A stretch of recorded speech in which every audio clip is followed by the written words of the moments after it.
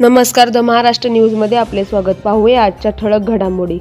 पुण्यातील वैष्णवी हगवणे आत्महत्या प्रकरणातील सहआरोपी निलेश चव्हाण याला न्यायालयाने 19 जूनपर्यंत कोठडी सुनावली आहे. त्यामुळे त्याचा तुरुंगातील मुक्काम पुन्हा वाढला आहे.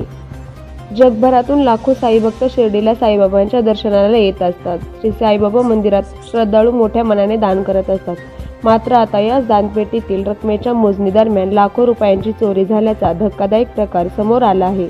मंदिर ट्रस्टमध्ये गेल्या 30 वर्षापासून कार्यरत असलेल्या स्थायी कर्मचारी बाळासाहेब नारायण गोंडकर यांनी ही चोरी केल्याचं उघड झालं आहे. राज ठाकरे व उद्धव ठाकरे एकत्र येऊ शकतात, त्यात अवघड असं काही नाही. उद्धव ठाकरेंनी जवळच्या माणसांपासून सावध राहावं आणि राज ठाकरे यांना जवळ करावं. दोघे भाऊ एकत्र यावे अशी आमची व शिवसैनिकांची इच्छा आहे. बाळासाहेबांनी अनेकदा प्रयत्न केले आहेत. उद्धव ठाकरे आता शिवसेनेचे नेतृत्व करत आहेत. त्यांनी सर्वांना सामावून घेतले पाहिजे अशी भावना शिवसेनेचे माजी खासदार व ज्येष्ठ नेते गजानन कीर्तीकर यांनी व्यक्त केली. गजानन कीर्तीकर शिंदे गटात नाराज.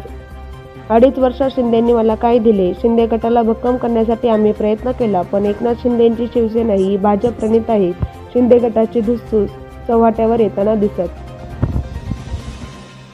राज ठाकरे व उद्धव ठाकरे एकत्र आले तर मला आनंदच आहे. मी त्यांचे स्वागतच करेन. माझ्या मनातही तेच आहे. कोणत्याही दोन संघटना महाराष्ट्राच्या हितासाठी एकत्र येणार असतील तर ते चांगलंच आहे. अशी शेवटी तो त्यांचा विषय आहे. असं रक्षसशक्त लोकशाहीत कोण कोणासाठी काम करायचं हा त्यांचा अंतर्गत विषय आहे, अशी प्रतिक्रिया खासदार सुप्रिया सुळे यांनी शिवसेना मनसे युतीबाबत दिली आहे. पुण्यातील वाघोलीमध्ये केसनंद फाट्यालगत कचऱ्याचे साम्राज्य झाले आहे. त्यामुळे दुर्गंधी माशा मच्छरांचा प्रादुर्भाव वाढत असल्यामुळे नागरिकांनी तक्रार केली, परंतु कचरा गाडी कमी करण्यात असल्याचे कारण पुढे करत तो कचरा उचलला जात नाही. त्यामुळे स्थानिक नागरिकांच्या आरोग्याचा प्रश्न आता निर्माण झाला आहे. Bureau report, the Maharashtra news, Pune.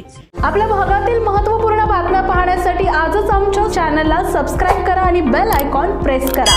आणि तुम्ही जर आमच्या बातम्या फेसबुकवर पाहत असाल तर आजच आमच्या फेसबुक पेजला लाईक, शेअर आणि फॉलो करा.